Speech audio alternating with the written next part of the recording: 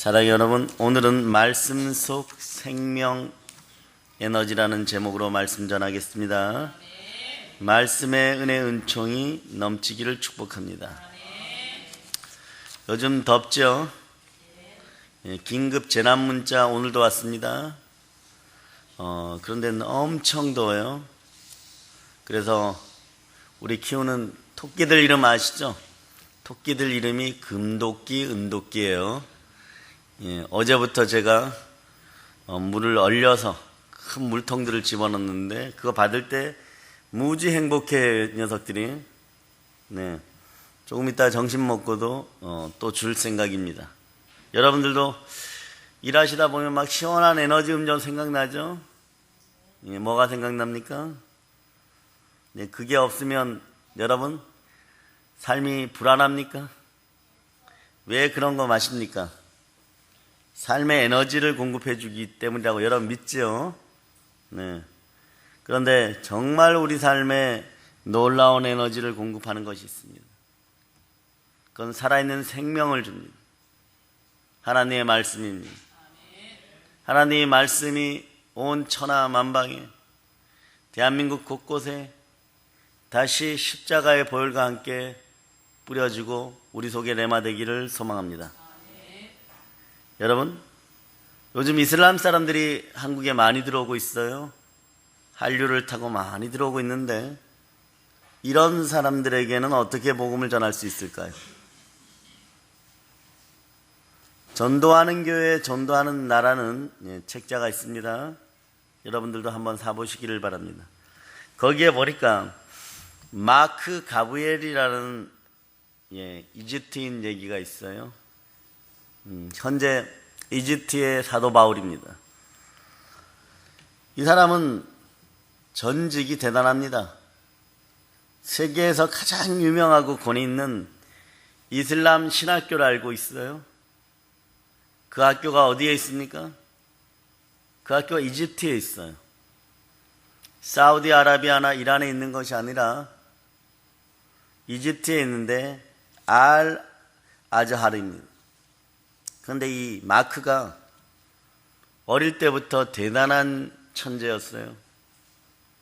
신약 성경 기리하고 이슬람 경전, 꾸란의 경전은 거의 분량이 비슷합니다. 그런데 이 마크는 어릴 때 이걸 다 외워버렸어요. 여러분이 부모라 그러면 어떤 마음이 들겠습니까? 가문을 빛낼 아이겠죠, 그죠? 대단한 천재예요. 자라서 이슬람 대학교에 교수로 섬기게 됩니다. 그런데 늘 이슬람에 대한 몇 가지 문제가 이 사람 머릿속에는 해결되지 않고 불식되는 게 있었어요. 그러다 어느 날 하나님의 뜻이었을까요? 이 젊은 학자에게 치명적으로 두통이 찾아옵니다. 매일매일 두통이 찾아와요. 일상생활을 할 수 없을 정도로 큰 고통이 다가옵니다. 동네 약국을 자주 가게 되면서 두통을 어느 정도 진정받게 되죠. 근데 그 약사가 알고 보니까 신실한 크리스찬이었어요. 그 친구처럼 자꾸 얘기하다가 이 약사가 선물이라 그러면서 자신이 읽던 가장 좋은 성경을 그냥 선물해 줍니다. 근데 이 마크 가브리엘이에요. 정식 이름이. 세계 최고의 권위를 자랑하는 이슬람 학교의 신학교의 교수였음에도 불구하고 성경은 처음이에요. 성경을 처음 대하게 됩니다. 그런데 성경을 감추어서 집에 온 가브리엘은요, 혼자서 몰래 복음서를 읽게 됩니다. 그러다가 얼마 지나지 않아서 큰 충격에 빠지게 돼요. 예수님의 산상수훈을 읽는 순간에 영혼이 강력하게 지진이 일어납니다. 영혼을 흔드는 강력한 지진이 일어나요. 성경을 읽다가 충격에 빠져버립니다. 여러분들이 이런 충격을 받은 적이 있어요? 며칠이고 멍해집니다. 먹기도 싫고 잠을 이루지도 못합니다. 여러분들은 어느 때 그렇습니까? 이슬람 경전에서 찾지 못한 진리를 예수 그리스도의 말씀을 통해서 찾게 된 거예요. 그는 성경을 읽으면서 예수님을 인격적으로 만나게 됩니다. 여러분에게도 이러한 축복들이 있기를 바랍니다. 그는 결국 아무도 없는 캄캄한 밤에 하염없이 울기만 했어요. 주여 용서하시옵소서. 그리고 이슬람식으로 예수 그리스도께 자신의 삶을 드리기로 고백해버립니다. 그게 그의 영접이었겠죠. 우리도 지난 목요일날 암 환자 두 분이 전주와 용인에서 죽전에서 와서 개종하고 치료받으러 왔는 줄 알았더니 그게 아니었어요. 그죠? 근데 얼마나 영광되겠어요. 그런데 한 분이 우시잖아요. 예수 영접하는 것이 무엇이라고, 나 오늘부터 예수 믿습니다 이러는 것이 무엇이라고, 60평생에 그러한 일이 한 번도 없었는데 눈물이 떨어지는 거예요. 자신도 모르게 우는 것이에요. 진리는 어디에서나 진리입니다. 그때까지 이 아버지가, 가브리엘의 아버지가 어떻겠어요? 가문의 자랑 중에 자랑이었겠죠. 온갖 좋은 것으로 포장하고 입혀서 거기까지 키워놨는데, 부모에게 얘기하니까 이거는 완전히 그 지역에서 살지 말고 이사 가고 모든 걸 뿌리째 흔드는 얘기들이었어요. 아버지가 격분해버립니다. 그래서 집에서 총을 꺼내와갖고 쏴버려요. 근데 다행히 안 맞아요. 즉시로 남아프리카 공화국으로 도망갑니다. 근데 아버지가 여기서 끝나지 않아요. 사실 청부 살인업자를 고용해서 아들을 죽이겠다 그곳까지 보내버립니다. 이슬람 피도 눈물도 없어요. 여러분이 상상하는 것 이상입니다. 그래도 종교인들인데 천만의 말씀이 영이 틀리면 이들에게는 가문의 명예가 먼저입니다. 너무나 끔찍하죠. 탈출한 이 사람이, 이 가브리엘이 그때부터 학자답게 계속 책을 쓰고 이집트와 남아프리카, 아프리카 전체에 전도하기 시작합니다. 지금 대단한 영향력을 미치고 있어요. 이 한 사람 때문에 수백만 명이 개종하여 돌아오고 있습니다. 여러분, 어떻게 이런 이슬람 최고의 권위를 가진 이슬람 학자가 예수님을 믿게 되었습니까? 단순하게 그 약사가 전해준 성경입니다. 성경은 복음을 전하는 가장 강력한 도구예요. 성경 말씀에는 생명 에너지가 들어있습니다. 자, 오늘 본문 히브리서 4장 12절. 자, 여러분들이 다시 한번 합독하십니다.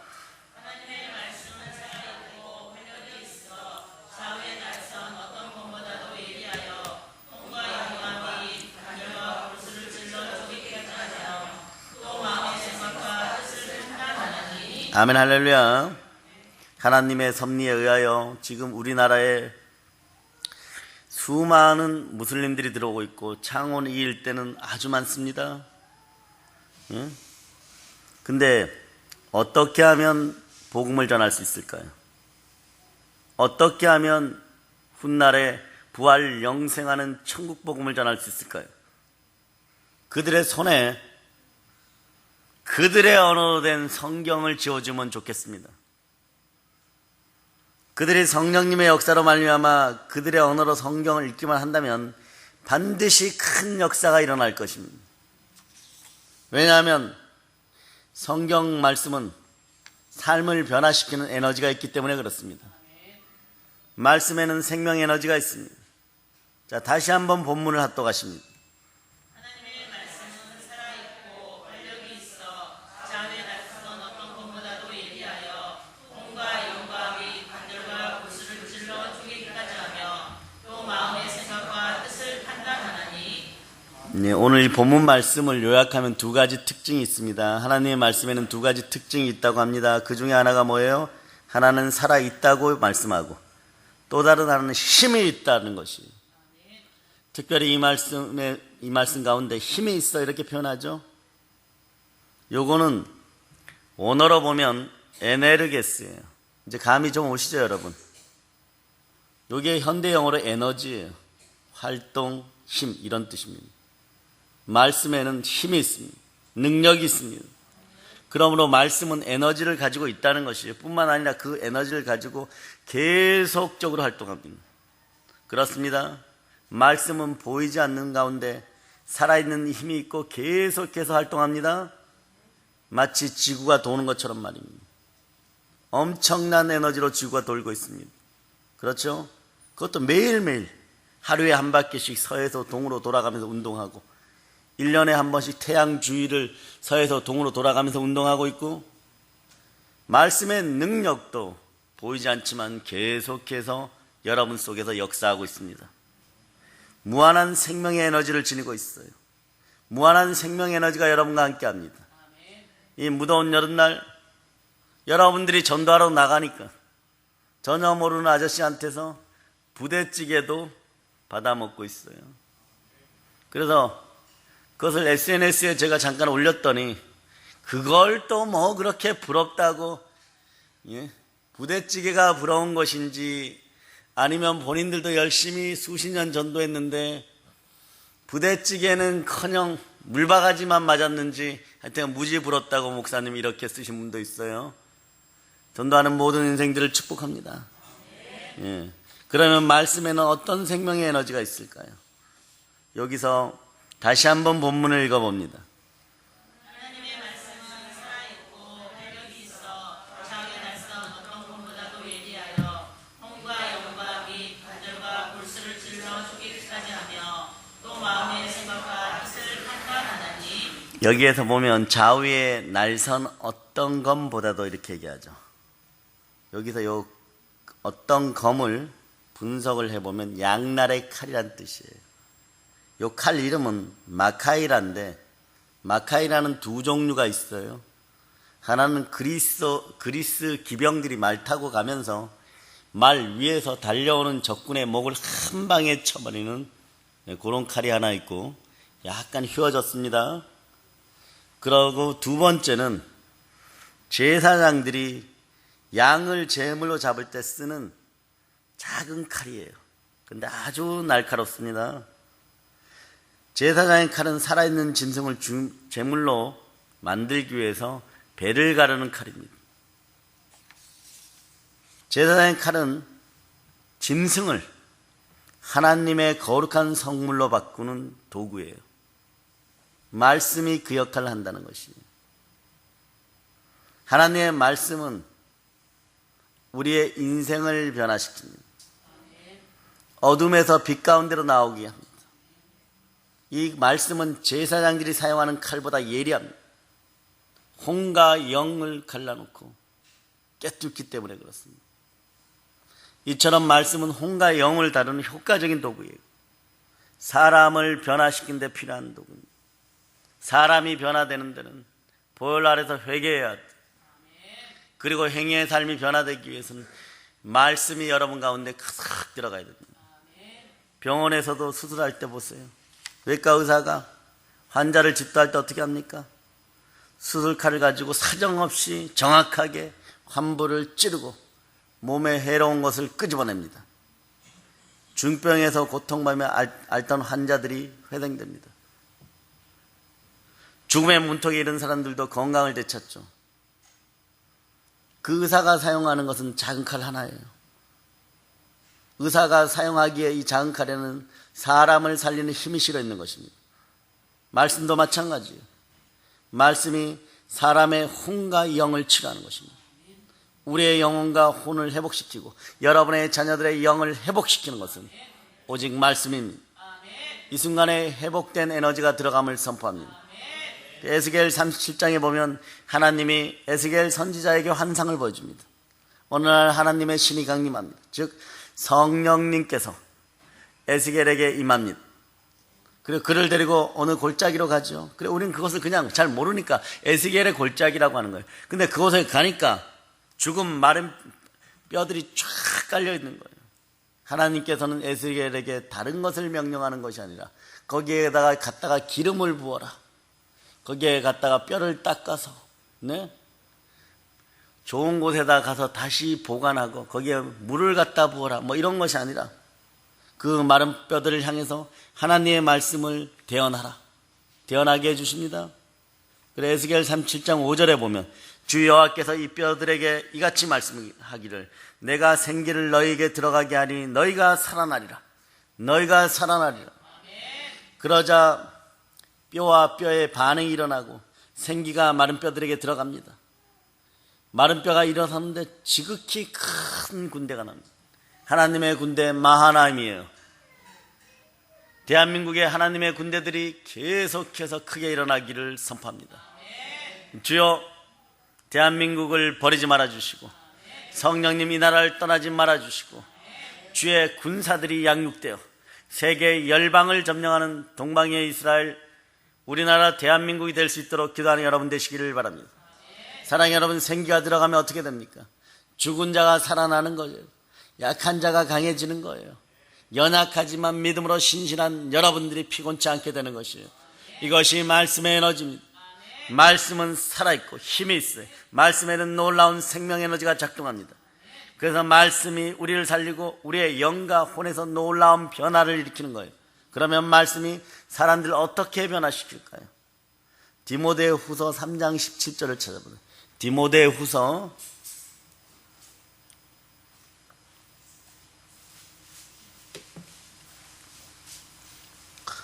자 3장 17절 찾으셨죠?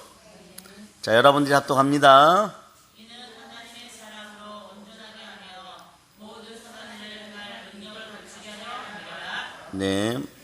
자, 첫째로 말씀은 우리를 하나님의 유능한 사람으로 변화시킵니다.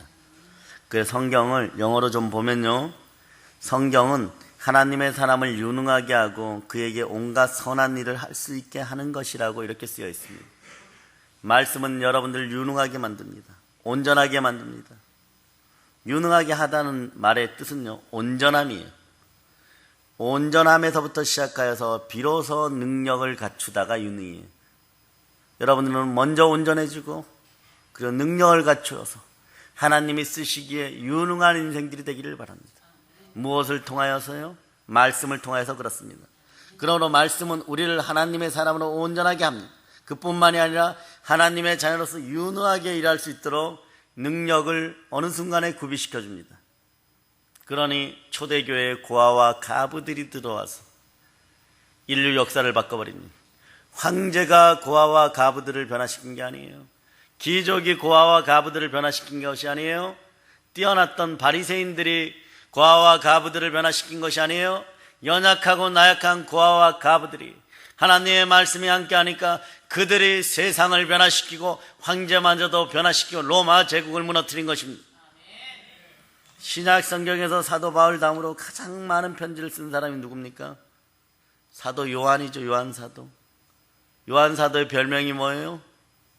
사랑의 사도죠. 그런데 이 사도 요한이 원래 사랑과 가까운 사람이었습니까? 사랑이라는 성품과는 거리가 멀었던 사람이에요.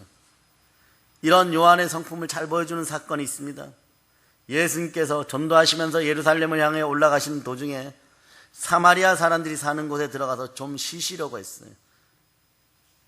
중심을 보시는 예수님은 어떤 것도 상관이 없었기 때문에 사마리아에서도 능히 쉬실 수 있는 분이었습니다.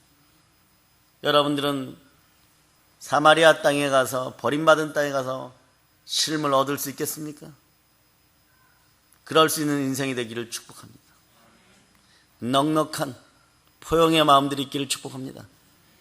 그런데 오히려 사마리아 사람들이 예수님이 유대인이라고 마을에 들어오는 것을 거절했어요. 그러자 이때 요한과 야고보 사도가 함께 화가 나버렸습니다. 그리고 이렇게 표현해요. 예수님 하늘에서 불을 내려다가 이 사람들을 몽땅 태워버리는 것이 어떻겠습니까? 그냥 세상 말로 한승질합니다. 그리고 급합니다. 감정을 절제 못하는 급한 성격의 소유자였어요.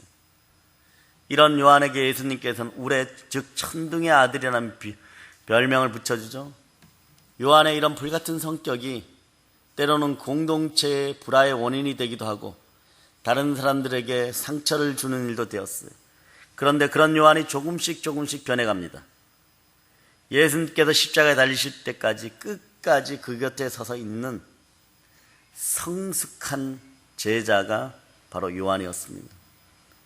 그리고 그분이 시간이 지났을 때는 그의 무릎은 낙타 무릎이 되었고 그의 입에서는 쉬지 않고 서로 사랑하라, 서로 사랑하라 권면하는 사랑의 사도가 된 것이에요.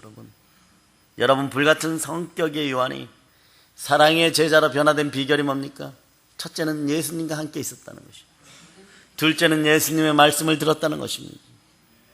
12제자들 중에 10대 후반에 예수님의 제자로 부름받았어요. 그때 이후로 예수님의 말씀 속에서 줄곧 살았습니다. 그 말씀이 요한을 변화시켰던 거예요. 말씀이 요한을 예수님의 사랑을 닮은 제자로 변화시켰던 것이에요. 말씀이 요한을 예수님의 유능한 제자로 변화시켰던 것입니다. 말씀이 여러분들을 예수님의 유능한 제자로 변화시킴을 선포합니다. 말씀이 요한을 예수님의 사랑을 베푸는 사도로 변화시켰던 것이에요.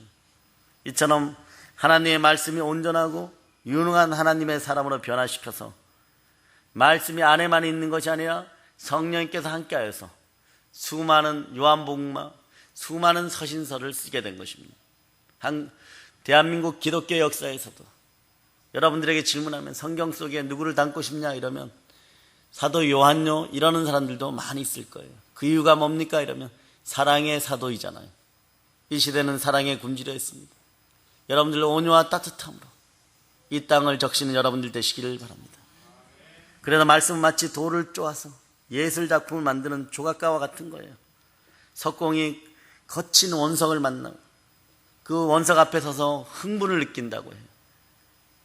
그리고 징을 들고 비가 오나 눈이 오나 쉬지 않고 다듬어 가다 보면 그 투박했던 돌들이 매끄러워지고 피부 같은 질감이 나오고 부드러운 형상이 나오고 결국은 세계적인 작품이 되는 거죠. 말씀은 그래요, 여러분. 힘이 부족한 사람을, 연약한 사람을 다듬고 다듬습니다. 마침내 온전하고 유능한 하나님의 사람으로 변화시키는 거예요. 그래서 암송하는 것이 중요합니다. 하나님의 노예로 이스라엘 백성들이 430년을 이집트에 살았어요. 근데 모세를 통하여 시내산에서 이끌어냅니다. 그리고 하나님께서 은금을 폭포수같이 부어주십니까? 그렇지 않아요. 하나 주십니다. 말씀의 두 돌판을 모세에게 줍니다.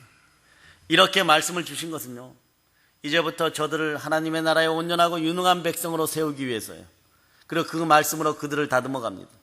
그런데 40년이 지나기 전에 이집트인들에게 얻어맞던 노예 백성들이 40년 후에 세계 최정상의 백성들이 되어서 세상을 정복해 갑니다.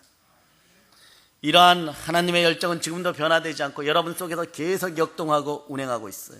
그 말씀을 성령 충만하여서 땅끝까지 전할지어다. 지금도 지치지 않으시고 계속 여러분을 다듬고 있는 줄 믿어주시기를 바랍니다. 또한 하나님께서 말씀으로 우리의 자녀들을 온갖 선한 일을 할 수 있는 온전하고 유능한 사람으로 변화시켜 주는 줄 믿습니다.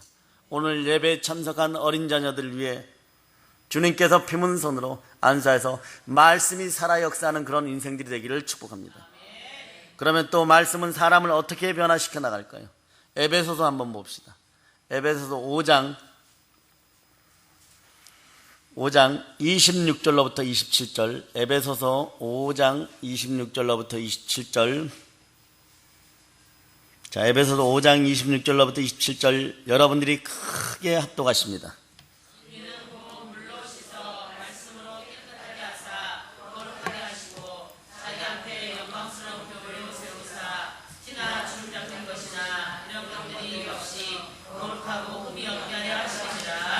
아멘, 할렐루야.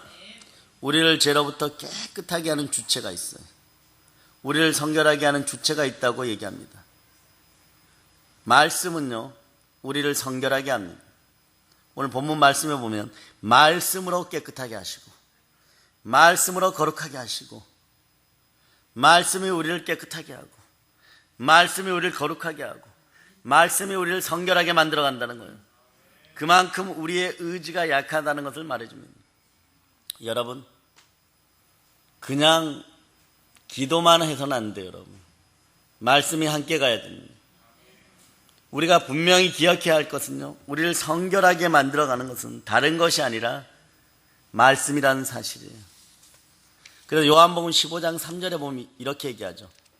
너희는 내가 일러준 말로 이미 깨끗하였으니, 너희는 내가 일러준 말로 이미 깨끗하였으니, 예수님이 말씀하십니다. 이미 깨끗하였으니, 거룩하게 되었다는 것이, 거룩한 신분이 되었다는 것이, 이미 거듭났다는 거예요. 거듭났다는 것은 여러분이 새롭게 창조되었다는 뜻입니다. 무엇으로요? 내가 일러준 말로, 즉 예수님이 하신 말씀으로 이미 거룩하게 되었습니다. 그러므로 여러분들은 고린도후서 5장 17절을 자신 있게 암송할 수 있는 거예요. 암송해 보세요. 그런즉 누구든지 그리스도 안에 있으면 새로운 피조물이라. 이전 것은 지나갔으니 보라 새 것이 되었도다. 예, 그래요. 누구든지 그리스도를 믿으면 새 사람이 됩니다. 낡은 것은 사라지고 새 것이 돼요. 이제 고린도후서 5장 17절 정도는 능히 암송하고 다니는 여러분 되셔야죠.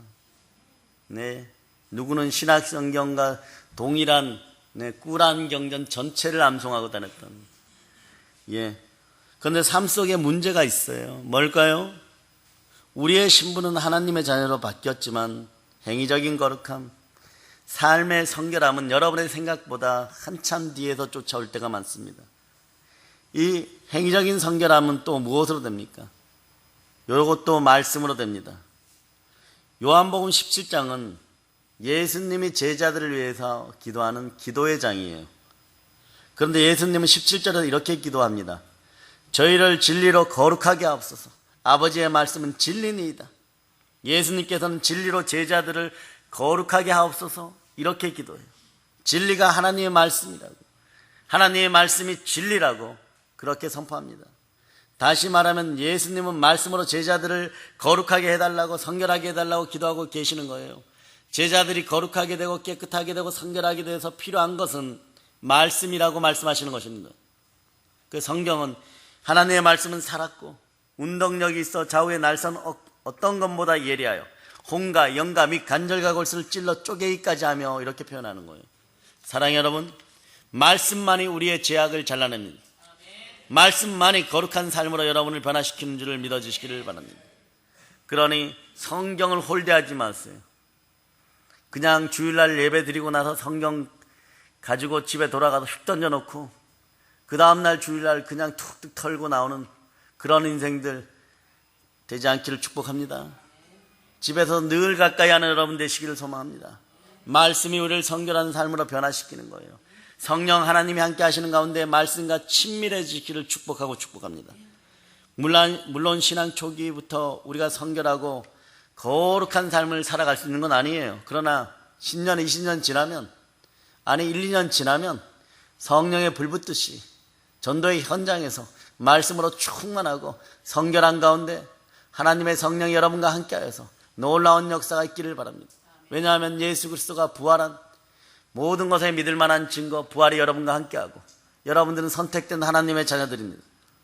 그래서 사도 바울은 이렇게 고백을 하죠. 사람이 변화되지 않는 그 모습 속에 이렇게 고백합니다. 내가 원하는 바 선은 행하지 아니하고 도리어 원하지 않은 바 악을 행하는도다. 바울이 어떤 사람입니까? 성경대로 살고 싶었어요. 성결한 삶을 살고 싶어 노력하는데 오히려 결과를 보면 원하지 않는 악만 행하고 있다고 고백하는 거예요. 지금 자신은 내 의지와 내 생각과 내 마음과 정반대로 살고 있다는 것입니다. 믿음의 형제들도 그렇지 않습니까?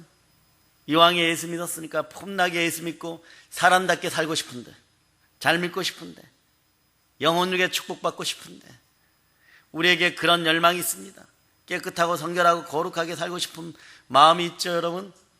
그런데 그게 금방 하루아침에 되는 게 아니잖아요. 그래서 괴롭죠. 집에서 좀 참는다고 참다가 주일날 조금 일찍 서둘러서 나오는데 한마디 들으면은 화가 나서 와서 하루 종일 시험 들어있고 그러지 않는 인생들 되기를 바랍니다. 여러분의 발전을 저해하는 모든 것들을 내려놓고 말씀 가운데 풍덩 뛰어들기를 소망합니다. 그렇잖아요, 여러분. 바울도 우리와 똑같은 고민을 했어요.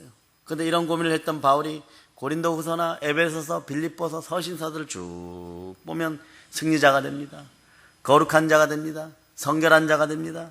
성결한 사도의 모습으로 땅끝까지 나가는데 조금도 주저함 없이 나갑니다. 그 이유가 뭘까요? 바로 하나님의 말씀입니다. 말씀이 그를 거룩한 사람으로 변화시켜 나간 거예요. 자, 우리 사도행전 20장 32절을 찾아보겠습니다. 사도행전 20장 32절.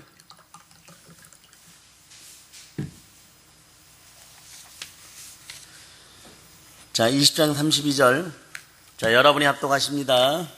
지금 내가 여러분을 주와 및 그 은혜의 말씀에 부탁하노니 그 말씀이 여러분을 능히 빈준히 세우사 거룩하게 하심을 입은 모든 자 가운데 기업 있게 하시니라. 아멘, 할렐루야.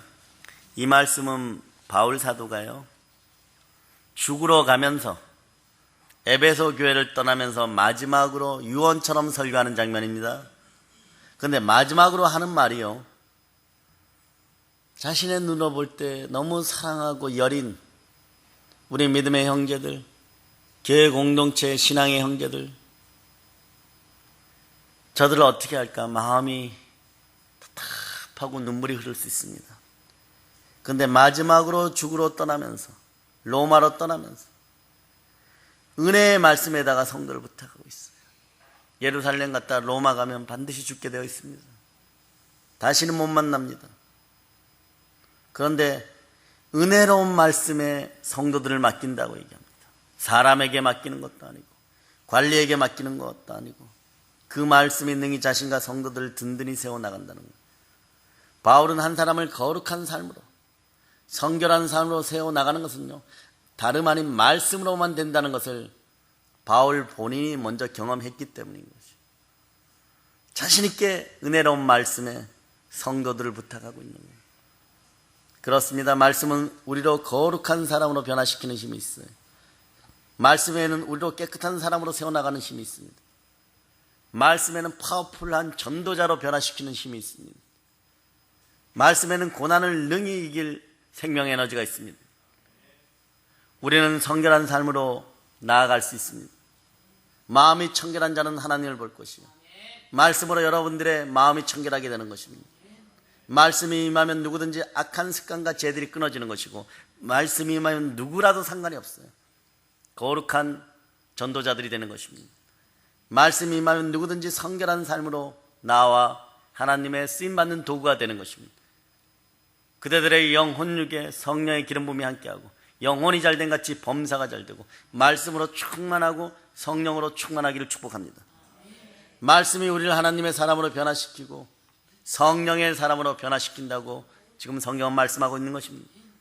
그렇다면 이러한 변화를 우리도 경험하려면 어떻게 해야 됩니까? 말씀이 우리 안에 머물러 있으면 됩니다. 자, 요한복음 15장을 봅니다. 요한복음 15장 7절.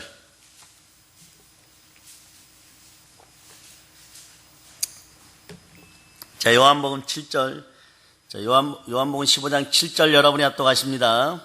너희가 내 안에 거하고 내 말이 너희 안에 거하면 무엇이든지 원하는 대로 구하라. 그리하면 이루리라. 아멘, 할렐루야. 이 구절은 기도의 열매, 변화의 열매를 많이 맺는 비결을 말하고 있죠.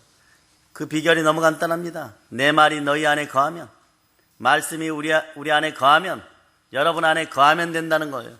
거하다는 말은 남아있다, 계속 머무르는 뜻이에요. 안 나가게 잘 붙잡는 여러분 되시기를 바랍니다. 다시 말해서 말씀이 내 속에서 떠나지 않고 계속 머물러 있으면 그 말씀으로 많은 변화의 열매, 성령의 열매를 맺는다는 것이에요. 결코 우리의 의지로 변화되는 것이 아닙니다. 말씀이 있은 후에, 성령님이 함께 하신 후에 행위의 믿음을 의지로 강력하게 믿음으로 선포하시기를 바랍니다. 그럴 때 변화됩니다. 말씀이 내 속에 머물 때 이런 성령의 열매들이 나타나는 거예요. 신기하죠? 그 요한복음 14장 26절은 이렇게 얘기하죠. 보혜사 곧 아버지께서 내 이름으로 보내실 성령, 그가 너희에게 모든 것을 가르치고 내가 너희에게 말한 모든 것을 생각나게 하리라. 어떤 분이 그래요. 목사님, 창세기부터 요한계시록까지 다 읽었습니다. 근데 기억나는 게 별로 없어요. 근데 언제 기억날까요? 성령님께서 함께 할 때, 정말 하나님이 필요로 할 때 말씀이 들어있으니까 나오는 거예요. 보시고 듣고 암송해 놓으시기를 바랍니다. 성령 하나님께서 나에게 임재하셔서 내 생각 속에 내 마음 속에 들어오셔서 머무르시기만 하면 말씀이 역동합니다. 말씀이 내 안에서 떠오르고 말씀이 예수 그리스도를 증거하게 하고 말씀이 부활의 증인으로 살아가게 하는 것입니다. 그러므로 자연스럽게 성령의 열매들이 맺어지는 것이에요. 그래서 시편 119편 9절에 보면 젊은이가 어떻게 해야 그 인생을 깨끗하게 살 수 있을까요? 주님의 말씀을 지키는 길, 그 길 뿐입니다. 이렇게 얘기해요. 오늘날 이 시대가 요구하는 답이죠. 이 시대의 청년들이, 이 시대의 어린 자녀들이 어떻게 세상의 빛과 소금의 역할을 하며 살아갈 수 있을까요? 빛과 소금의 역할은커녕 속이나 좀 안 썩이면 좋겠다고요. 우리의 행실을 깨끗하게 하는 것이 뭐라고요? 하나님의 말씀이라고 얘기합니다. 하나님의 말씀을 지켜 따를 때 이런 일이 일어난다는 거예요. 오늘날 대한민국 젊은이들에게 인생을 변화시키고 거룩하게 하는 길은 하나님의 말씀이 늘 함께하는 것이에요. 말씀을 보면 행실을 깨끗게 하고 참된 삶을 사는 길이라고 성경 구절이 말씀하죠. 여러분, 여기서 지킨다의 뜻을 보면요, 보존하다, 간수하다 이런 뜻이 있어요. 여러분 10년 가운데 말씀이 보존되기를 소망합니다. 여러분 말씀이 여러분 속에 머물기를 축복합니다. 말씀이 내 안에 보존되기만 하면, 그러면 여러분의 행실과 자녀들의 행실과 세상의 행실과 대한민국 자체가 자신도 모르게 자연스럽게 깨끗하게 변화되어 간다는 거예요. 수조 원을 들여도 안 되는 부분들이 되는 거예요. 왜일까요? 요한복음 1장 1절로. 자, 요한복음 1장 1절 여러분이 다 암송하죠? 자, 찾아보시기 바랍니다. 요한복음 1장 1절. 자, 여러분들이 합독하십니다. 태초에 말씀이 계시니라.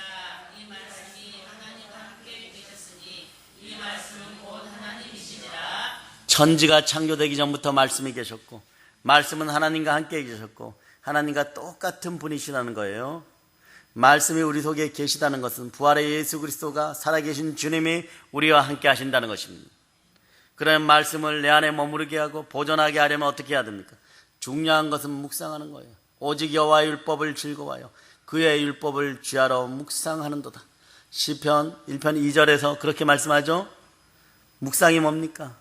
우선 말씀을 읽어야 됩니다. 그리고 시간 되는 대로 암송하고, 아니 시간을 내어서라도 암송할 수 있는 여러분 되시기를 바랍니다. 오늘의 말씀이 들어가면 여러분 매일매일 그거라도 암송할 수 있는 여러분 되시기를 바랍니다. 처음엔 안 되겠죠? 그러나 어느 순간에 암송되는 순간이 나올 것입니다. 그러면 길을 가다가도 말씀이 생각나고, 밥 먹으면서 그 말씀이 생각나고, 자꾸 그 말씀을 생각하고 그러다 내 것이 되고 그것이 능력으로 드러나고, 여러분이 전한 어떤 말씀 한 자락에 지옥 갈 백성들의 인생이 천국으로 돌이켜지는 놀라운 역사가 있을지어다. 이렇게 자꾸 생각하고 암송하고 되새김질 하다 보면 하나님의 충만한 은혜가 자연스럽게 여러분과 여러분의 가정에 찾아오는 거예요. 가정들이 작은 천국이 되기를 바랍니다. 기도와 말씀 가운데 성령님 함께 허락하여 주시옵소서. 이렇게 묵상하다 보면 우리 속에 말씀이 머무르게 되고 그 말씀이 우리의 삶을 하나님의 사람으로 변화시키는 것이에요. 집에서도 말씀이 충만하게 어떠한 프로그램이나 시스템이 있더라도 충만하게 흘러넘치기를 축복합니다. 그럴 때 여러분이 성령의 사람으로 변화시켜가는 거예요. 사랑하는 여러분, 오늘 우리가 들은 말씀은 무엇입니까? 말씀 속 생명 에너지에 대한 말씀입니다. 말씀 속에서 여러분이 변화되기를 바랍니다. 말씀은 우리의 삶과 인격을 변화시켜 나아가서는 여러분이 생명력 넘치는, 활력 넘치는 그런 생명 에너지가 충만히 넘치는 그런 인생들이 되기를 바랍니다. 예수 그리스도는 어제나 오늘 동일하십니다. 여러분들이 겸손과 여호와에 대한 경외함으로 하나님 아버지 앞에 말씀 들고 서시기를 바랍니다. 그러면 재물과 영광과 생명이 여러분과 함께 할 것입니다. 보혈의 은혜로 여러분들을 축복합니다. 건강이 회복됨을 축복합니다. 영의 건강이 회복됨을 축복합니다. 말씀은 우리를 하나님의 사람으로 변화시켜서 하나님의 자녀답게 살아가게 합니다. 우리를 성령의 사람으로 변화시켜 주고 있습니다. 그러므로 이러한 변화를 경험하기 위해서 말씀이 우리 속에 보관되고 머무르게 하시기를 바랍니다. 말씀이 내 속에 머무를 때 자연스럽게 내 안에 있는 죄성과 더러운 것들은 힘을 잃고 떠나가게 되는 것입니다. 내가 성령의 사람으로 되어가게 됩니다. 하나님의 말씀이 우리 속에 머물러서 인격으로 변화됩니다. 충만하게 삶이 변하는 축복을 누리게 되기를 예수 그리스도 이름으로 축복합니다. 그리하여 말씀 충만, 성령 충만해서 땅끝까지 하나님의 말씀, 복음을 전하는 사랑의 능력교회 성도들 다 되심을 축복합니다. 모든 걸 예수님 이름으로 전합니다. 보일러인칩니다. 아멘.